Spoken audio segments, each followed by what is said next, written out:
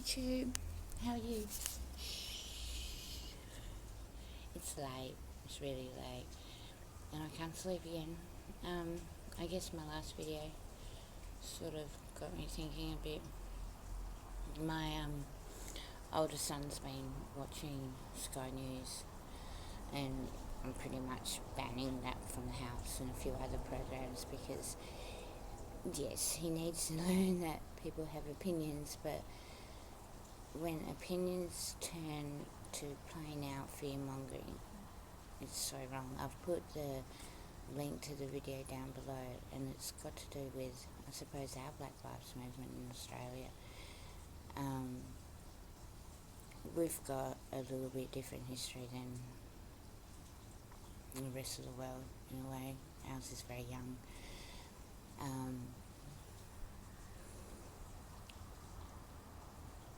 Mainly what this video centres on is the fact of how our Indigenous population has a very hard time looking after itself, and I was brought up to believe they were just plain savages, and my children themselves have an Aboriginal heritage and an Indigenous heritage from the Waiadri tribe. And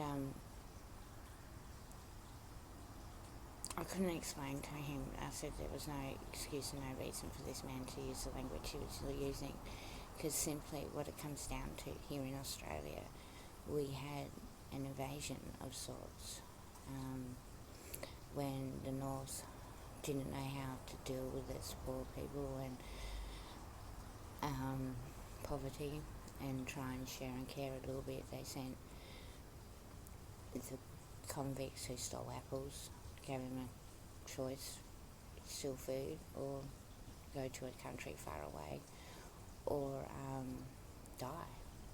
So we started off as a convict nation, but what people don't know is what happened to the Aboriginal Indigenous tribes of the time.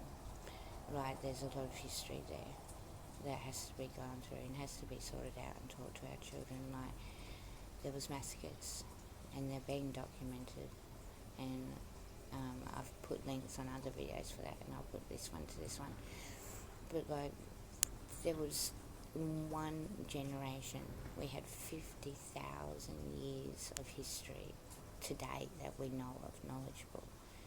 But in one generation, that whole history was gone by either illness or plain savagery by not Indigenous people, but by the white soldiers and the English and the convicts.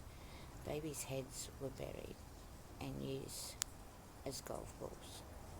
Women, when their men went off to feed, were raped and mutilated, like in one generation. And then the churches came and thought it best to put all the Aboriginal people on missionaries. So they lost their land in one generation, and we've got to help them fix that. We've got to try and find a way to help them find the connection back to their land, because their culture is centred around the fact that they don't own the land. They're there to help the land grow and share and care.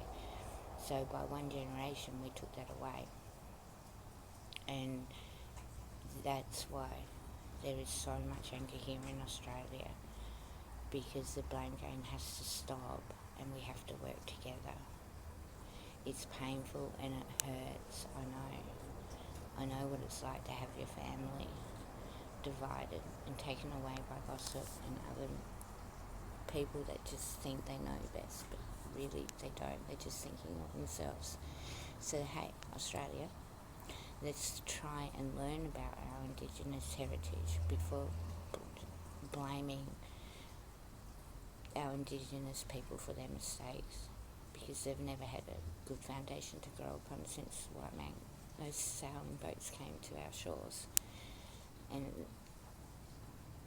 we need to help them, because on averages in the world, we are one of the worst countries that look after our Indigenous people, and there's no excuse for that.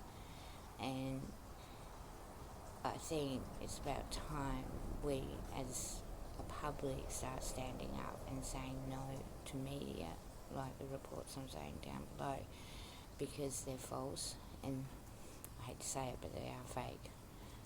Like, if you want to judge an Indigenous community, I've also got a story down there about how up in Northern Territory there's been a lot of change over the years, and a lot of land's been given back, and they've been trying to work out a way to balance their old culture into today's society. And it's a really good story about policing and how the Aboriginal Indigenous community helps itself. So please be respectful of our ancient cultures and learn before you judge about why there is so much mental health problems, so much family abuse problems, so much problems in our Indigenous society, because they have never been given that generation back, and that's the stolen generation. Because even within themselves, as soon as white people started mixing with Indigenous blood, those children started to be ostracised from both communities. So we're all mixed now, so let's get on with each other, hey? Friday. Let's show the world down under how it's not, we don't use our media to try and curb our unique way of thinking into a sheepish way of thinking. So have a good day. Thank you for letting me express these thoughts, and try your best just to create peace. And yeah, that's all we can do. Let's try our best to create peace by learning from our mistakes, and stop bloody judging each other and saying each group is a bad group, because we're not groups, we're individual people. Try and look after each other, everyone. Bye.